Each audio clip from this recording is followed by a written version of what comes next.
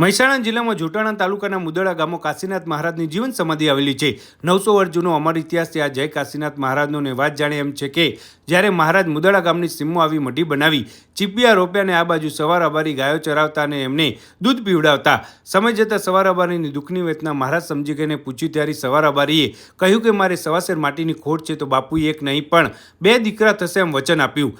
પછી સવાર અબારીને ત્યાં 2 દીકરા થયા અને કાશીનાથ મહારાજે આસોવદ અમાસના દિવસે મુદળા ગામની પવિત્ર જમીન પર જીવન સમાધિ લીધી।